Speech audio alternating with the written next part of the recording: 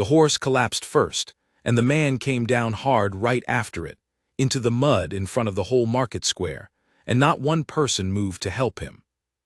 Elena saw it happen from behind her stall, where she was stacking bread loaves for the evening crowd. She saw the way his legs folded under him, the way his hands scraped against the stones as he tried to catch himself, and the way 20 people standing within reach of him simply turned their heads and kept walking. A woman selling apples clicked her tongue and said something about servants who could not handle their own horses. A boy laughed. Nobody stepped forward. Elena stepped forward. She did not think about it. She did not weigh whether it was wise or whether it would cost her anything. She simply put down the loaf in her hand, wiped the flour from her fingers onto her apron, and walked across the square toward the fallen man, her boots splashing through puddles left over from the morning rain.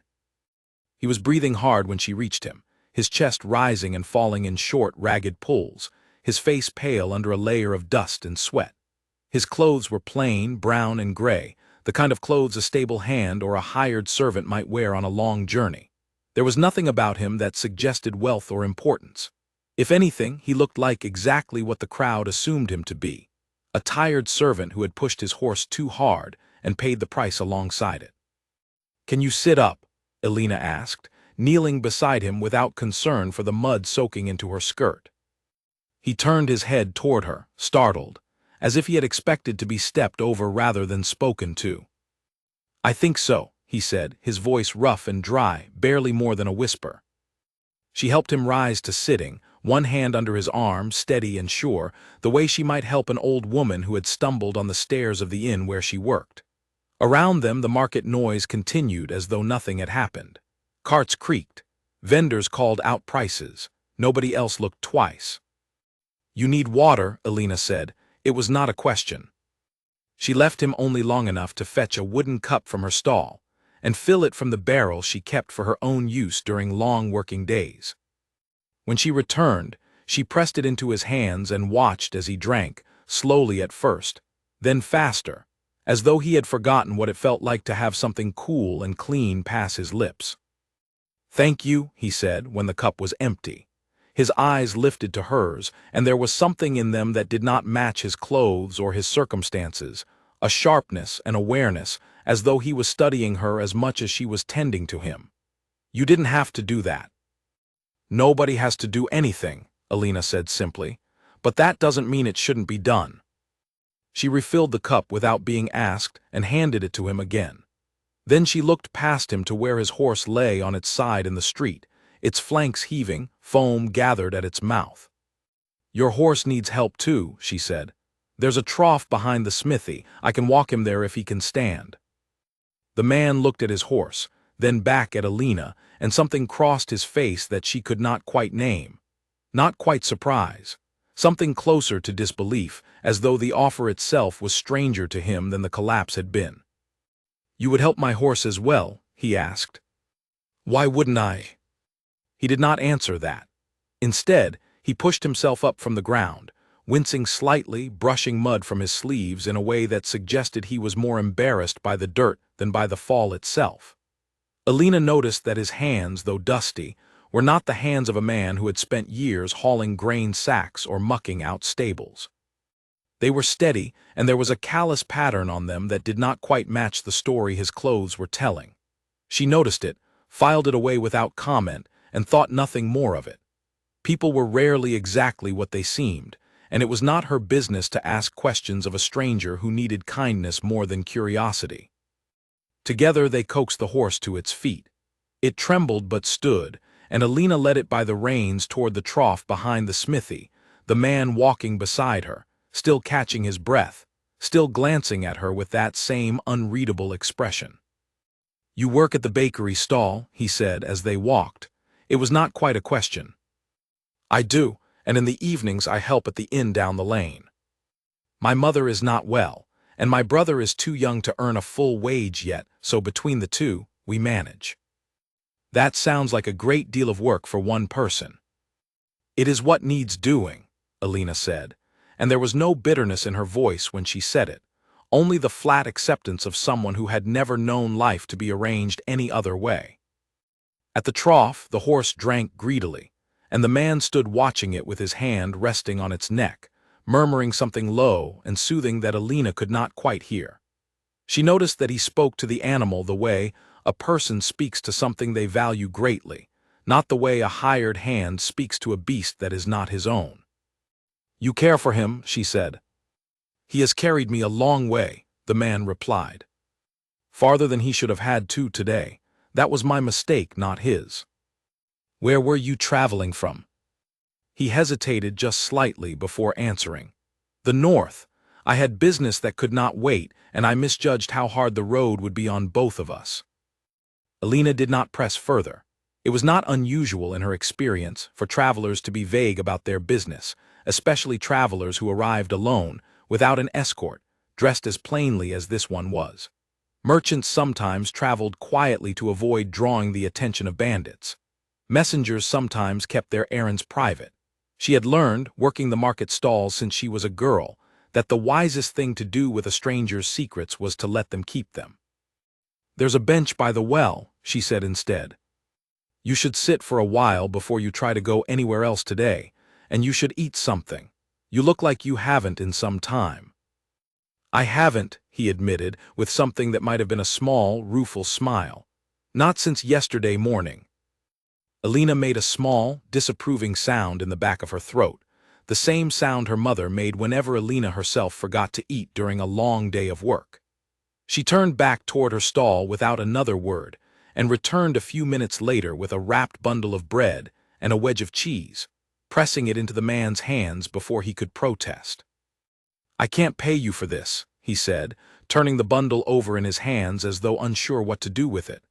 "I have coin, but not on me.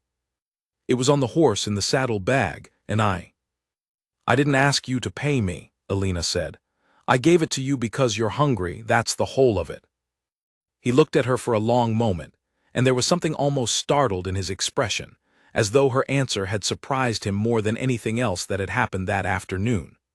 Around them, the market continued its ordinary business, vendors calling prices, children weaving between carts, a dog barking somewhere near the fishmonger's stall, and none of it seemed to register with him. His attention stayed fixed on her, on the plain honesty of what she had just said, as though he was turning it over in his mind and finding it did not match anything he had encountered before. "What is your name?" he asked finally. "Alina. Just Alina." "Alina of the bakery stall," she said, with a small smile of her own now, the first hint of humor she had allowed into the conversation. "That's who I am around here. Alina who sells the bread and helps at the inn and doesn't have time for much else." "I think that's a fine thing to be," the man said quietly. "And what should I call you?" Again that small hesitation. "Alistair," he said after a moment. "You can call me Alistair." "Well, Alistair," Alina said, rising from where she had settled beside him on the bench. "Eat your bread, rest your horse, and try not to fall off him again before you reach wherever you're going. The roads out of town are rougher than the market square, and there won't be anyone as generous as me waiting to pick you up out there." She meant it as a small joke, a way of easing the strangeness of the afternoon, but Alistair did not laugh. Instead, he looked at her with an expression she would remember for a long time afterward, something quiet and searching, as though he was trying to memorize the shape of her face and the sound of her voice for later. "I don't think I'll forget this kindness," he said, "not for a long while." "It wasn't much," Alina said, already turning back toward her stall, where a small line of customers had begun to form, waiting for their bread. Anyone would have done the same. But even as she said it, she knew it wasn't true. She had watched a dozen people walk past this man without a second glance. She had watched them decide, in an instant, that his plain clothes and his fallen horse made him unworthy of their attention. She did not think about why that bothered her so much as she returned to her work, slicing bread and counting coins, and calling out prices to the customers gathered at her stall. She did not think about the strange steadiness in his hands, or the way he had studied her as though memorizing something precious. She simply went back to her ordinary afternoon, the way she always did, because there was bread to sell and coin to earn, and a mother waiting at home who needed medicine that Alina's wages would help pay for. By the time she looked up again, the bench by the well was empty. The horse was gone. The man who called himself Alistair had vanished back into the flow of the town streets as quietly as he had appeared. Alina thought about him once more that evening, as she closed up her stall and gathered her unsold loaves to bring home. She wondered briefly whether he had made it safely to wherever he was going, whether his horse had recovered its strength, whether the North held whatever urgent business he claimed was waiting for him there. Then she put the thought aside, the way she put aside most things that did not directly concern her family's survival, and walked the familiar path home through the narrowing streets as the sun dipped low behind the rooftops. She had no way of knowing, as she walked, that her name had already begun traveling in a direction she could never have anticipated, carried not by gossip or rumor, but by the man himself, who was at that very moment riding toward the edge of town with a look on his face that his own household staff, had they seen it, would not have recognized. It was the look of a man who had gone searching for something without quite knowing what it was, and who had found it in the last place he expected, behind a bread stall, in the hands of a girl who asked for nothing in return. Alina reached her small home as the last light faded from the sky, greeted her mother with a kiss on the forehead and her brother with a ruffle of his hair, and set the day's leftover bread on the table for their evening meal. She told them about the market, about the customers, about the price of flour rising again. She did not mention the man who had fallen from his horse. It did not seem important enough to repeat. It was, to her, simply one small kindness among the many small kindnesses that filled her days, unremarkable, unremembered, already fading into the ordinary rhythm of her life. She could not have imagined that within the week, that ordinary rhythm would be broken entirely, and that the stranger she had helped without a second thought was about to change the course of her life in ways she never could have prepared for.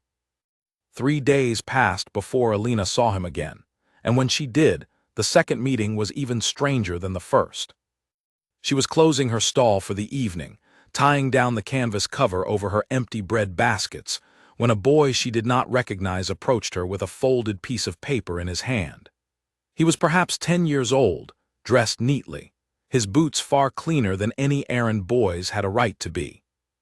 "Are you Alina from the bakery stall?" the boy asked. "I am. Who's asking?" "A gentleman sent me. He asked me to give you this, and to wait for your answer." Alina took the paper, puzzled, and unfolded it carefully. The handwriting inside was neat and precise, nothing like the careless scrawl she might have expected from a tired traveler.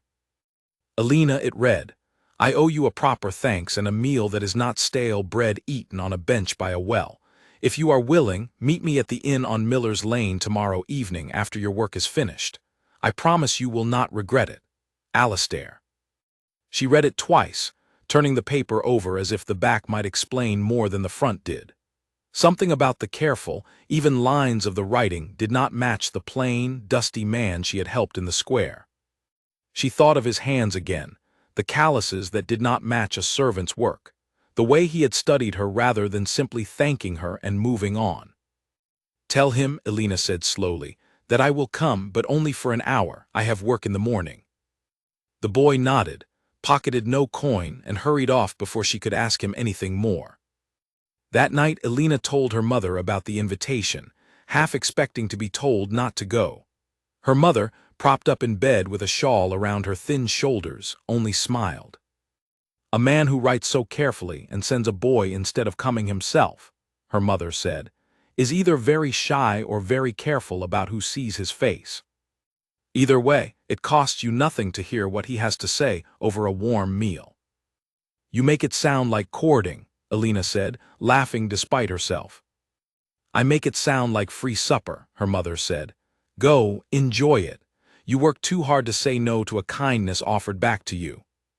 The next evening, Alina washed the flour from her hands and arms, tied her hair back neatly, and walked to the inn on Miller's Lane with her apron left behind and her plainest good dress in its place.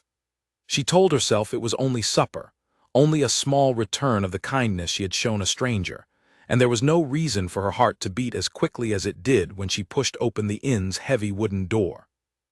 Alistair was already seated at a corner table, and Alina almost did not recognize him.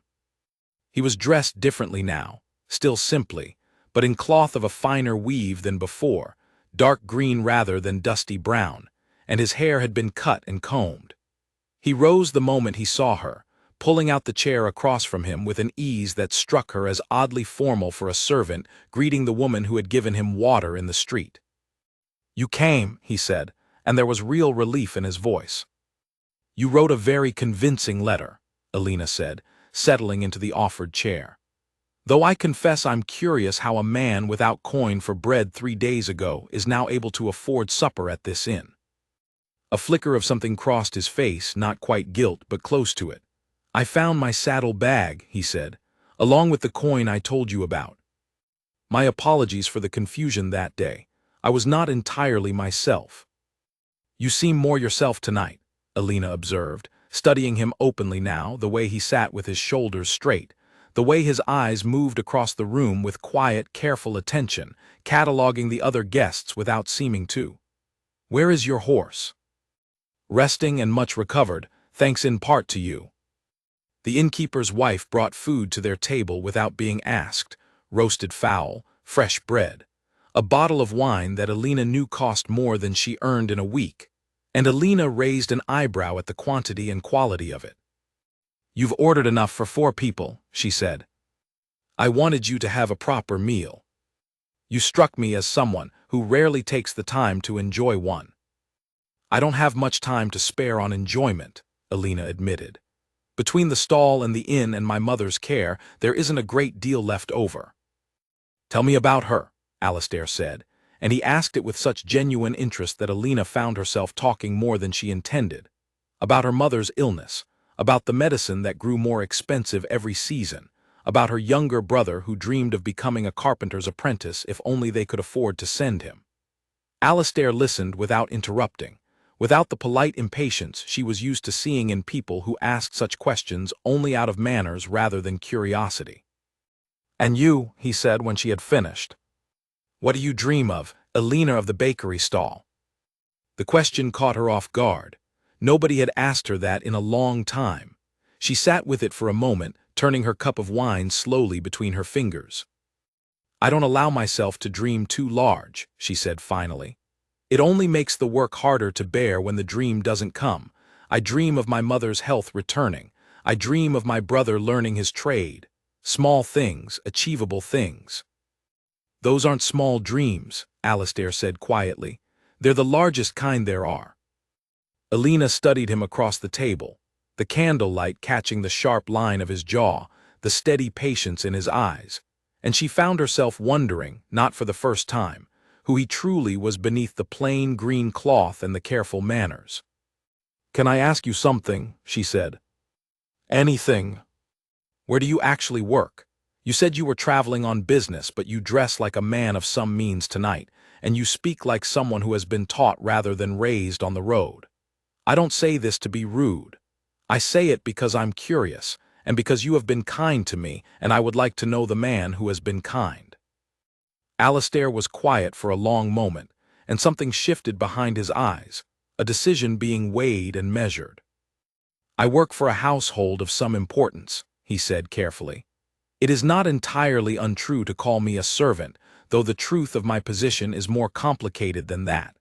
I would rather show you than tell you, if you'll allow me the time to do so properly. There is more at stake in the telling than you might expect."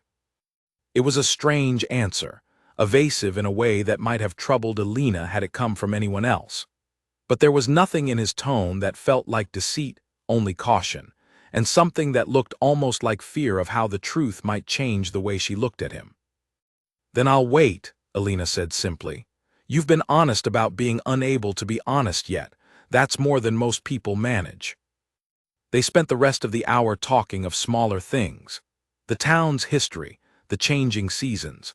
A story Alistair told about a horse he had owned as a boy that refused to be ridden by anyone but him. Alina laughed more that evening than she had in months, and when the hour came for her to leave, she realized with some surprise that she did not want to. "Will I see you again?" she asked as he walked her to the inn's door. "Sooner than you think," Alistair said. "And when you do, I hope you'll remember that whatever you learn about me, the man who was grateful for a cup of water in the market square is the truest part of who I am. The rest is only circumstance." Alina walked home that night, turning his words over in her mind, uncertain what to make of them, but carrying with her a warmth she had not expected to feel, and a curiosity that would not let her rest easily until she understood the answer to it. She did not have to wait long. 5 days later, on a bright morning when the market square was busier than usual with merchants setting up for the seasonal fair, the sound of trumpets cut through the noise of the crowd. Alina looked up from her stall to see a procession entering the square from the northern road, banners of deep blue and gold, mounted guards in polished armor, and at the center of it all, a carriage drawn by 4 matched white horses. The crowd parted instinctively, murmuring, craning to see. Alina's neighbor at the fruit stall grabbed her arm. "It's the Duke," the woman whispered, her voice tight with excitement and nerves. "Duke Alistair of Elmsw. They say he's been away from his estate for weeks, traveling in secret, nobody knows why." Alina's hands stilled on the loaf she had been wrapping. "Alistair." The carriage came to a stop near the town's central well, and a footman stepped forward to open its door. The crowd fell into an uneasy hush, bowing and murmuring as the Duke stepped down onto the cobblestones. He was dressed now in clothes that left no doubt of his station, a deep blue coat trimmed in gold thread, boots polished to a mirror shine, a signet ring catching the morning light on his hand. But it was his face, unmistakably, that made Alina's breath catch in her chest. The same steady eyes, the same quiet, searching expression she remembered from the bench by the well. He scanned the crowd, and when his gaze found hers across the square, something in his posture eased, as though he had been holding his breath until that exact moment. "People of this town," the Duke said, his voice carrying clearly across the square, "I owe you an explanation, and I owe one woman among you a debt I do not intend to leave unpaid." The crowd's murmuring grew louder, confused, all eyes swinging between the Duke and the direction of his gaze, until they landed, with a ripple of astonishment, on Alina standing frozen behind her bread stall, flour still dusting her hands. "3 weeks ago," the Duke continued, "I left my estate dressed as a common traveler, without escort, without title, to learn something I could not learn any other way, how the people of these lands treat a stranger who has nothing to offer them. I rode through 5 towns before I reached this one. In every town before this, I was turned away from doors, refused water, mocked for my plain clothes and my tired horse. In this town, when I fell from that horse in this very square, in front of dozens of witnesses, only one person stepped forward to help me." He walked forward now, through the parting crowd, toward Alina's stall, and she stood rooted to the spot, her heart hammering, unable to fully believe what she was hearing even as it unfolded in front of her. "Her name is Alina," the Duke said, stopping before her stall, and she gave a filthy, exhausted stranger a cup of water and a place to rest without asking his name, his business, or what he could offer her in return. She tended to my horse. She fed me from her own stores without accepting payment. She treated me when I had nothing, exactly as she would have treated a lord. That is a rarer gift than any of you might imagine, and it is one I do not intend to forget." Alina felt the eyes of the entire square turned toward her, felt the weight of hundreds of stares, the whispers already beginning to spread like fire through dry grass. She looked at Alistair, at the Duke, and found she could not speak at all, could only stand there with flour on her hands and her heart in her throat, trying to reconcile the tired traveler she had helped with the powerful man now standing before her in silks and gold. "I don't understand," she finally managed. "You let me believe you were a servant." "I let the whole world believe it," the Duke said, "because I needed to see the truth of people's hearts, not the performance they give when they know a duke is watching. You showed me your true heart, Alina, without knowing there was anything to gain from it. I have thought of little else since that day." The crowd around them had gone utterly silent now, straining to hear every word, and Alina felt the full weight of that silence pressing down on her, the impossibility of the moment settling over her like a fog she could not see through. "Your Grace," she said carefully, formally, taking a step back from the stall as though putting distance between herself and the strangeness of it all. "I did nothing more than any decent person should do. I don't know what you expect of me now." "I expect nothing," the Duke said gently. "I ask only that you allow me to properly thank you in a manner that reflects what your kindness truly meant to me. Nothing more, unless in time you wish for more yourself." He turned to address the crowd once more, his voice firm and carrying. "Let it be known that Alina of this town's market square has earned the gratitude of the House of Elmswood, and that gratitude will not be forgotten by me or by my household." With that, he bowed to her, an actual, formal bow, the kind Alina had only ever seen exchanged between nobles at a distance, never once imagining it might be directed at her. And the crowd around them broke into a wave of astonished murmuring that would not fully quiet for days. That night, word of what had happened in the square spread through every household in town faster than any fire could have traveled. By morning, Alina's name was on every tongue, spoken with a strange mixture of admiration and something sharper, something colder, that she did not yet have a name for but would soon come to understand very well. The baker who owned the stall beside hers no longer met her eyes when she arrived for work. The fruit seller who had grabbed her arm in excitement during the procession now watched her with a narrowed, calculating gaze, as though recalculating Alina's worth now that a duke's attention had fallen upon her. Even her oldest customers, people who had known her since she was a child selling her mother's bread from a basket, spoke to her differently now, their words polite but distant, edged with envy they did not bother fully hiding. Alina tried to continue her ordinary life as though nothing had changed. She rose before dawn, baked her bread, sold her loaves, tended her mother, cared for her brother. But nothing about her days felt ordinary any longer. Strangers came to her stall not to buy bread but to stare, to whisper, to ask questions she had no answers for. A merchant's son, who had never once spoken to her before, suddenly found reasons to linger near her stall each morning, his interest transparently tied to her newfound connection, rather than to anything about her he had ever noticed before. It was on the fourth day after the Duke's procession that trouble arrived in a more deliberate form. A woman Alina did not recognize approached her stall in the early afternoon, dressed in fine traveling clothes, her posture straight and cold, her eyes assessing Alina with open disdain. "You must be the baker's girl," the woman said, in a tone that made the word girl sound like an insult. "I am Alina, may I help you?" "I am Lady Gristle, cousin to the Duke of Elmswood," the woman said. "I have come to speak plainly with you, since I doubt anyone else in your position would dare to do so.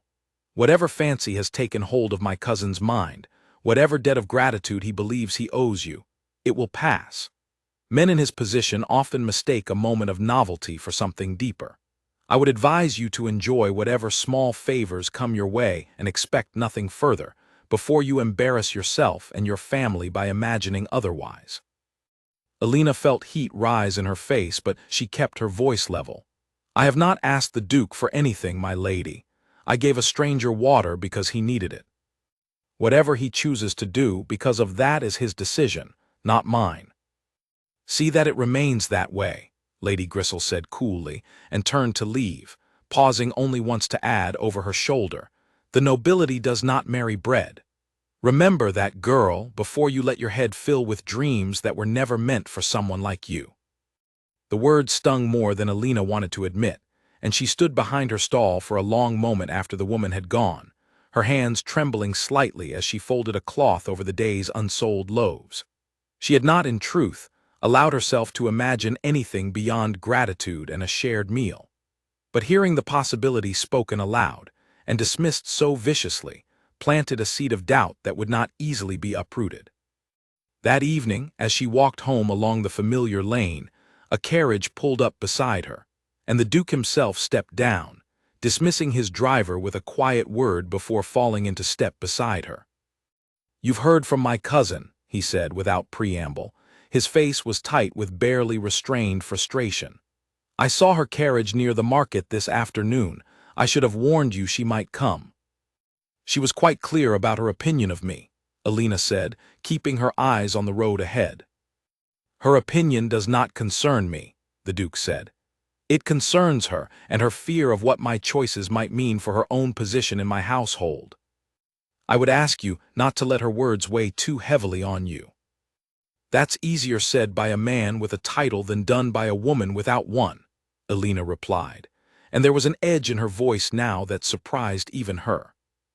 The Duke stopped walking, and after a moment Elena stopped as well, turning to face him. "I did not seek any of this," she said. "I did not ask to be noticed or thanked publicly or turned into the subject of every conversation in this town. I gave a tired stranger a cup of water because it was the decent thing to do. I would have done the same for anyone." "I know that," the Duke said quietly. "It is precisely why it mattered so much.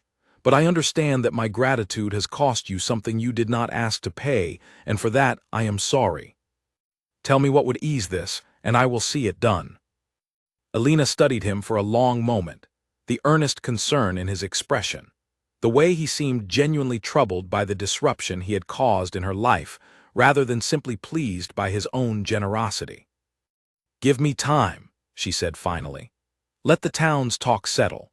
Let me decide, without your cousin's threats or your title looming over every choice, whether there is anything real between the woman who gave a stranger water and the man who turned out to be a duke. I won't be rushed into a decision by gossip in either direction." "That seems more than fair," the Duke said. "Take whatever time you need. I will not press you, and I will do what I can to see that my cousin does not trouble you again." He kept that promise for the better part of 2 weeks, and in that time Elena found her days returning to something closer to their old rhythm, though never entirely the same. The Duke visited when his duties allowed, always openly now, always with proper respect for her time and her family, bringing small gifts not of jewels or finery, but of practical things. A better cart wheel to replace the cracked one on her family's cart. A physician sent quietly to examine her mother's condition. Books for her brother, who had confessed during one visit a love of reading that his work left little time to indulge. It was the physician's visit that changed everything. The man the Duke sent was skilled and thorough, and after examining Elena's mother for the better part of an hour, he delivered news that left the small household in stunned silence. Her illness, long assumed by the town's overworked healer to be a slow and incurable decline, was in fact treatable, though the treatment required medicines that had never once been available or affordable in their small town. "I can have them sent from the capital within the week," the Duke said. When Elena told him the news, her voice thick with an emotion she had not allowed herself to feel in years, real hope, unguarded and overwhelming. "I cannot repay you for this," Elena said, "not with anything I have." "I did not offer it for repayment," the Duke said.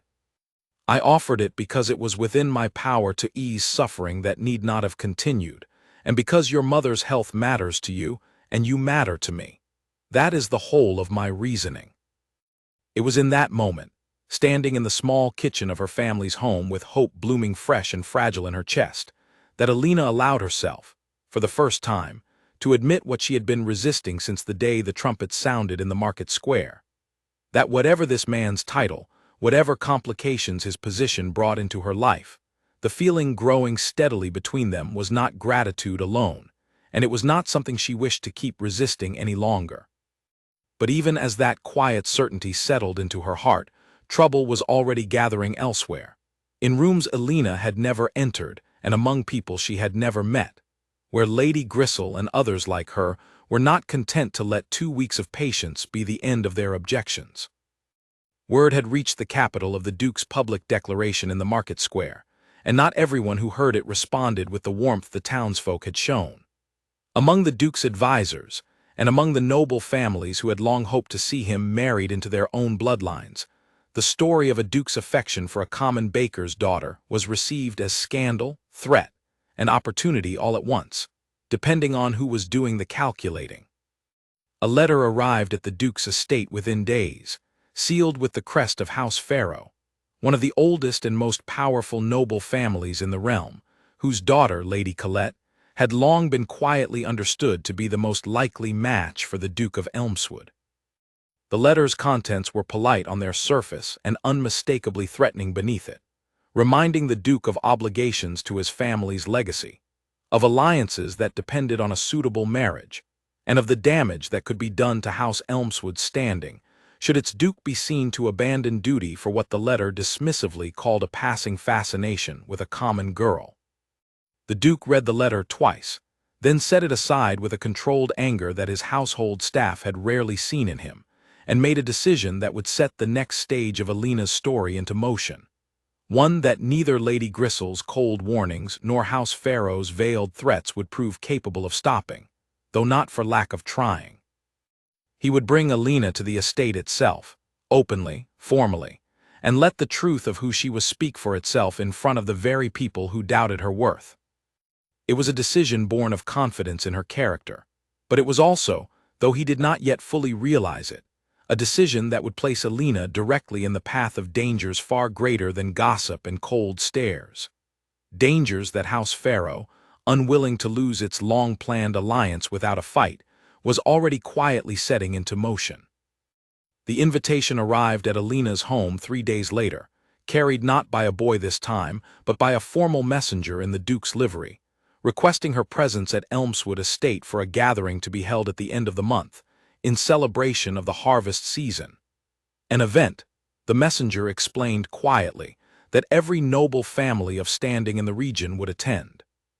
Alina held the invitation in her hands for a long time after the messenger departed, feeling the fine paper between her fingers, the weight of the wax seal, the enormity of what accepting it would mean. Her mother, sitting up now with more color in her cheeks than she had shown in months, watched her daughter's face carefully. "You're afraid," her mother said. "I'm afraid I don't belong there," Alina admitted. "I'm afraid of what people like Lady Gristle will say and do when I walk through those doors. I'm afraid of embarrassing him, or embarrassing myself, or discovering that what I feel for him doesn't survive contact with the world he actually lives in." "And if you don't go?" her mother asked gently. "Then I'll always wonder," Alina said. She folded the invitation carefully and set it on the table beside her, already knowing, even before she said the words aloud, that she would go, that she would walk into that grand estate and that gathering of nobles who had already decided to despise her, and that whatever came of it, she would not spend the rest of her life wondering what might have happened if she had let fear make the choice for her instead of courage. 2 weeks remained before the harvest gathering, and Alina spent them in a strange, suspended state between her ordinary life and the unfamiliar world she was about to step into. She continued to work her stall each morning, continued to tend her mother, whose recovery grew steadily more visible with each passing day, continued the small, familiar rhythms that had defined her entire life. But beneath the surface of those ordinary days, she was also, quietly and without announcing it to anyone, preparing herself for what was to come. The Duke visited twice during those 2 weeks, each time briefly, each time clearly burdened by matters at his estate that he did not fully explain to her, though Alina could see the strain in his eyes, the careful control he exercised over words he did not say aloud. She did not press him for details. She understood, without needing to be told, that the world he was navigating on her behalf was far more treacherous than the market square gossip she had already weathered, and she trusted that, when the time came, he would tell her what she needed to know. That trust would be tested sooner than either of them expected. 10 days before the harvest gathering, as Alina walked home from the inn after her evening shift, a carriage without markings pulled alongside her in the darkened lane, and a man she did not recognize stepped out, blocking her path with quiet, deliberate menace. "A word, if you please," the man said, his voice smooth and unhurried in a way that made Alina's instincts flare with immediate alarm. "I don't know you," she said, taking a careful step back, her eyes already scanning the empty lane for any avenue of escape. "No, but I know a great deal about you," the man said. "I represent interests that would very much prefer you decline your invitation to Elmswood Estate. I am prepared to offer you a considerable sum of money to make that decision easy for you, enough to secure your mother's medicine for years, enough to send your brother to any apprenticeship he desires, enough to change the entire shape of your family's future. All you need do is write a letter declining the Duke's invitation, citing whatever reason you like, and never speak to him again. Alina's heart hammered, fear and fury tangling together in her chest, but she kept her voice steady. And if I refuse? The man's expression did not change, but something in his stillness grew colder. Then I would advise you to be very careful in the coming weeks about which lanes you walk alone at night. He returned to his carriage without waiting for her answer, and it pulled away into the darkness before Alina could even fully process the threat that had just been delivered to her with such calm, practiced ease. She stood frozen in the empty lane for several long moments, her breath coming fast, before finally forcing her legs to carry her the rest of the way home, glancing over her shoulder the entire distance. She did not sleep that night. By morning she had made her decision. She would tell the Duke everything, not out of fear, but because she refused to let a threat delivered in a dark lane decide the shape of her future for her. If there were people willing to go this far to keep her away from Elmswood, then she would walk through its doors more determined than ever, and she would do so with her eyes fully open to the danger, rather than blind to it. When she told the Duke what had happened, his reaction was immediate and fierce, not the cold, controlled anger she had seen when he read Lady Pharaoh's letter, but something rawer, more protective, that left no doubt in Alina's mind about the depth of what he felt for her. "This ends now," he said. "I will not have you threatened in the streets because House Pharaoh cannot accept that I choose my own future. I will double the guard around your home, and I will find whoever sent that man, and they will answer for it." "I don't need protecting like some fragile thing," Alina said, though there was warmth beneath the firmness of her words. "I need you to trust that I can walk into that gathering knowing exactly what I'm facing and choose to face it anyway." The Duke looked at her for a long moment, something like awe mingling with the anger still simmering in his eyes. "I have never met anyone like you," he said quietly. "Not in my entire life, and not among anyone the world would call my equal." "Then perhaps," Alina said, "the world's measurements are not as accurate as it likes to believe." The days that followed passed in a blur of quiet preparation and mounting tension. The Duke made good on his promise, placing additional guards near Alina's home and making discreet inquiries into the identity of the man who had threatened her, inquiries that led, with growing certainty, back toward House Pharaoh's household, though no direct proof yet existed to confront them openly. Alina, for her part, refused to let fear consume the remaining days before the gathering. She continued her work, continued caring for her mother and brother, and in the quiet hours of each evening, allowed herself to imagine, cautiously, what her life might look like if the harvest gathering went well, if the nobles who scorned her found, despite themselves, something in her worth respecting, and if the man she had come to care for so deeply proved willing to stand beside her against every obstacle his world could throw in their path. The night before the gathering, the Duke came to her home himself, dismissing his carriage at the end of the lane and walking the rest of the way on foot, dressed simply, almost the way he had been dressed the day they first met. "I wanted to see you before tomorrow," he said, "away from all the noise that's about to surround us." "Are you nervous?" Alina asked, surprised to find the question fit him at all. "Terrified," he admitted, with a small laugh that held more honesty than humor. "Not of the gathering itself, of the possibility that the world I'm bringing you into will ask more of you than any person should be asked to give, and that I will have caused it." Alina took his hand, steady despite the uncertainty churning beneath her own calm exterior. "I chose to come," she said. "Whatever tomorrow holds, that choice was mine, made with my eyes open.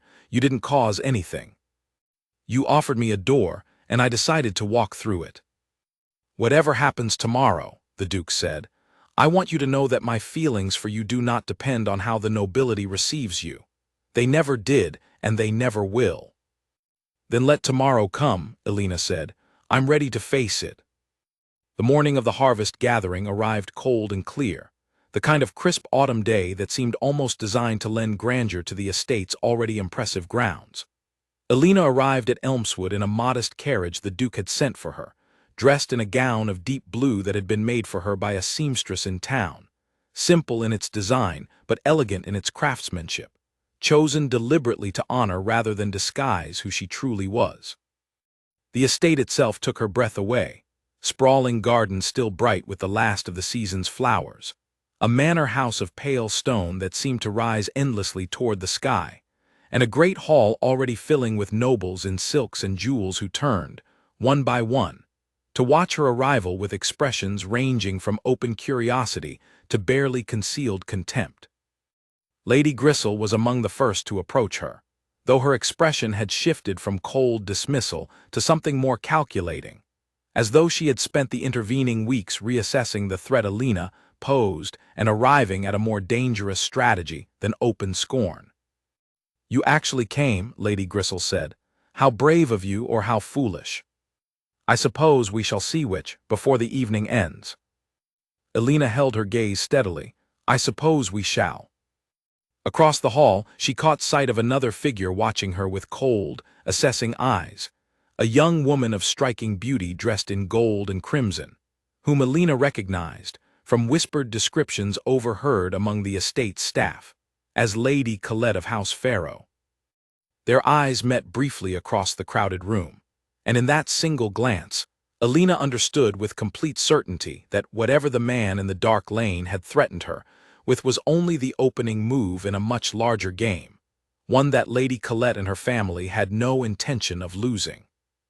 The gathering unfolded with a strange, brittle formality, nobles circling Elena with pointed questions, designed less to know her than to expose some flaw they could later use against her. Questions about her family's lineage, her education, her understanding of court customs she had never once had reason to learn. Elena answered each question honestly, without pretense or apology, and found, to her quiet surprise, that her honesty disarmed at least a few of her interrogators, who had clearly expected either groveling deference or foolish overreach, and received neither. It was during the evening's formal dinner, as course after course was served on gold-rimmed plates Elena had never imagined touching, that Lady Colette finally made her move, rising from her seat partway through the meal to address the gathered nobility with a bright, poisonous smile. "I think it would be lovely," Lady Colette said, "if our new guest shared a little about her family's history. House Elmswood has such a long and storied lineage. I'm curious what house." She paused, feigning polite confusion. "Forgive me, I don't believe I caught the name of your family, dear." The hall fell silent, every eye turning toward Elena, the trap laid plainly for anyone paying attention to see. Elena set down her fork with deliberate calm. "My family has no house name, Lady Colette, because we have never needed titles to define our worth. My mother raised 2 children through illness and hardship without ever once asking for charity she hadn't earned through honest work. My father, before he passed, taught me that a person's value is measured by what they give, not by what they inherit. I don't have a storied lineage to offer this table. I have flour under my fingernails most days, and I am not ashamed of a single moment of the life that put it there." The silence that followed her words stretched long enough that Elena wondered, briefly, if she had miscalculated entirely. Then, from the head of the table, the Duke rose to his feet, his expression unreadable to anyone but Elena, who recognized in it the same quiet pride she had seen the day he revealed himself in the market square. "I would remind this gathering," the Duke said, his voice carrying easily across the hushed hall, "that I did not invite Elena here to answer for a lineage she does not need. I invited her because she is, without exception, the most honest and generous person I have encountered in all my years, noble or common. If any among you find that reason insufficient, I would ask you to examine, honestly, what it is you actually value in a person, and whether that value has ever once been tested the way hers has." Lady Colette's smile faltered just slightly before smoothing back into practiced composure, and she retook her seat without further comment, though the calculating gleam in her eyes had not dimmed in the slightest. The rest of the dinner passed with careful, watchful civility, and it was not until much later, as the gathering began to wind down and guests retired to the estate's gardens for quiet conversation beneath lantern light, that the true danger of the evening finally revealed itself. Alina had stepped away from the crowd for a moment of solitude near the garden's edge, grateful for a brief respite from the exhausting performance of the evening, when she heard low voices carrying from behind a nearby hedge, Lady Colette's voice, and a man's voice she recognized instantly, and with a jolt of cold fear as belonging to the stranger who had threatened her in the darkened lane. She refused the money, the man was saying, and now the Duke's guards watch her home too closely for a repeat of that approach. If we want this ended before it goes any further, we'll need something more decisive than threats and coin. Then be more decisive, Lady Colette said, her voice sharp and cold in a way that bore no resemblance to the polished sweetness she had shown at dinner. I did not spend 3 years positioning myself to marry Alistair only to lose him to a girl who sells bread. Whatever it takes, see it done before the week is out. I don't care how. Alina stood frozen behind the hedge, her heart pounding so loudly she feared they might hear it, understanding with sudden, terrible clarity that the danger surrounding her was no longer a matter of gossip or wounded pride. It was a matter of her life, and the conversation happening mere feet away from her made it plain that Lady Colette was prepared to go to any length necessary to remove her from the path between herself and the title of Duchess of Elmswood. Alina waited, barely breathing, until the voices moved away, and then she made her way back toward the lights and noise of the gathering with legs that felt unsteady beneath her mind racing through the implications of what she had just overheard. She needed to tell the Duke immediately, but the gathering was still in full swing, and any sudden departure or private conversation between them would draw exactly the kind of attention that might tip Lady Colette off to what Alina now knew. She found him near the edge of the great hall, engaged in polite conversation with an older nobleman, and caught his eye across the room with a look she hoped conveyed the urgency she felt. He excused himself within moments, crossing the hall to her side with quiet concern already written across his features. "What's happened?" he asked, low enough that only she could hear. "Not here," Alina murmured. "Somewhere private. It's about Lady Colette." They found a quiet study off the main hall, and Alina recounted everything she had overheard, watching the Duke's expression darken with each word until, by the end, his jaw was set with a controlled fury that reminded her, uncomfortably, of a storm gathering just beneath a still surface. "She would go this far," he said quietly, more to himself than to Alina. "I underestimated how desperately House Pharaoh wants this alliance." "What do we do?" Alina asked. "Tonight nothing that draws attention," the Duke said, thinking quickly. "Tomorrow I will speak with my council and with House Pharaoh's elders directly, and I will make it unmistakably clear that any harm that comes to you will be treated as an act of open aggression against House Elmswood itself, with all the consequences that entails. But tonight, I want you safely away from this estate, away from her reach, before she realizes what you've overheard." He arranged, quietly and without drawing notice, for Alina to be escorted home immediately, under guard, while he remained behind to manage the gathering's remaining hours without revealing that anything had changed. Alina left the estate that night with her heart still racing, grateful to be away from the glittering danger of the great hall, but deeply unsettled by how close the evening had come to ending in something far worse than wounded pride. The following days brought a tense, careful quiet to Alina's life, the Duke's guards now a constant, visible presence around her home and stall, drawing curious stares from neighbors who did not yet know the reason behind them.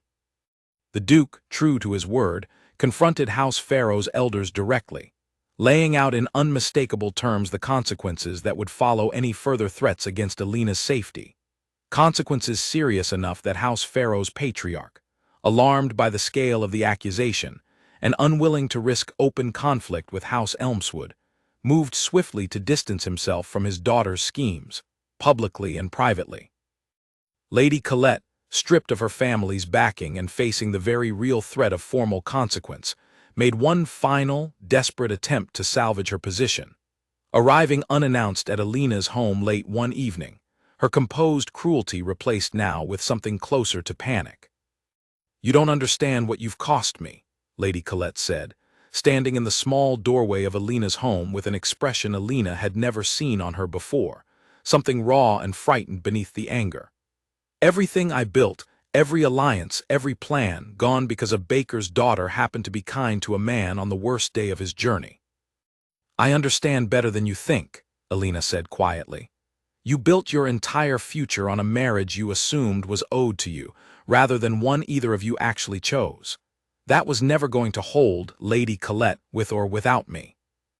"You think you've won something," Lady Colette said, her voice trembling now.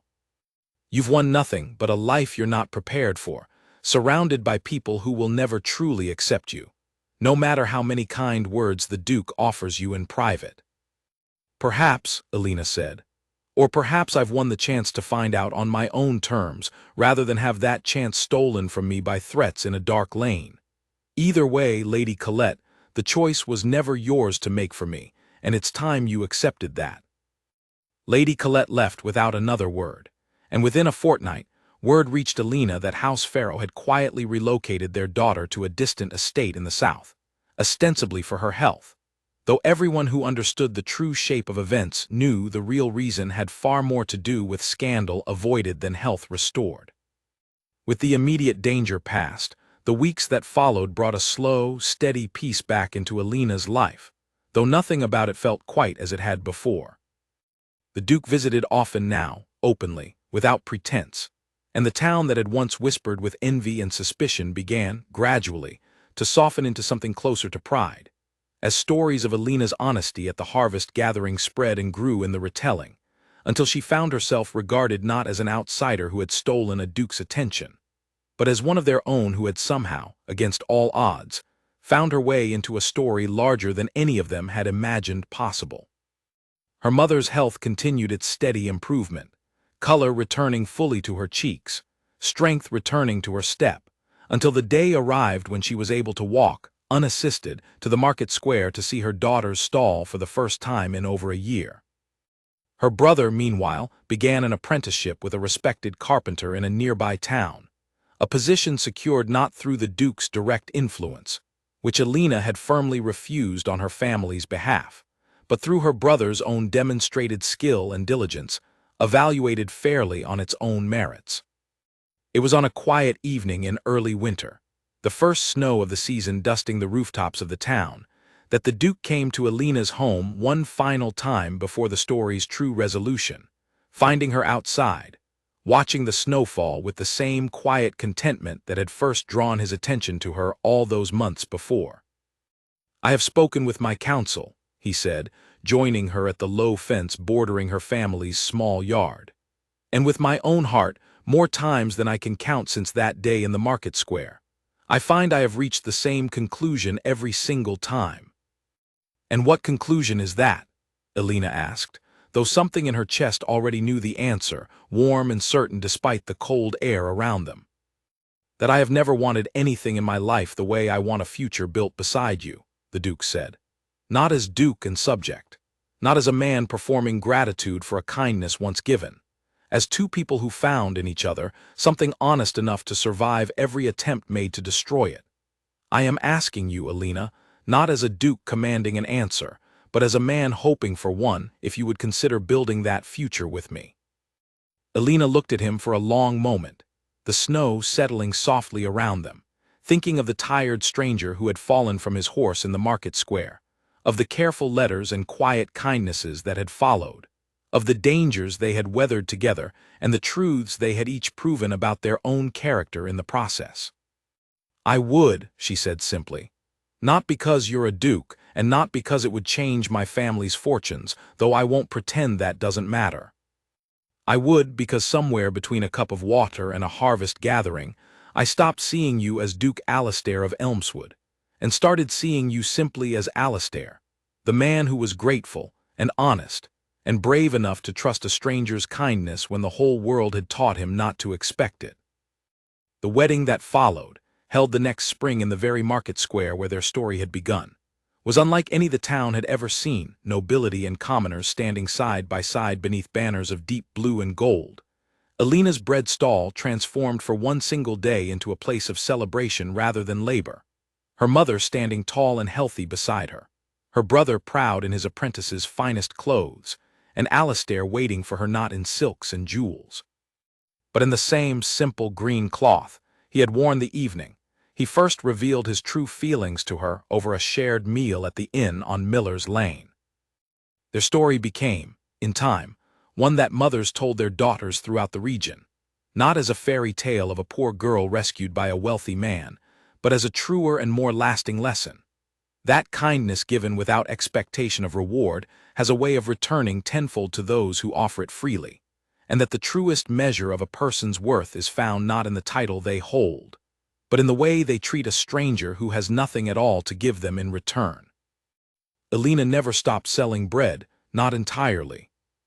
Even as Duchess of Elmswood, she kept a small stall at the edge of the estate's own market, insisting that her hands remain familiar with the work that had shaped her, and it became, over the years, something of a local tradition for travelers passing through to stop at that modest stall, buy a loaf of bread from the Duchess herself, and hear, if they were fortunate enough to ask, the story of the day a tired stranger fell from his horse, and the only person in the whole square who thought to help him turned out to hold, without ever knowing it, exactly the kind of heart a kingdom needed most.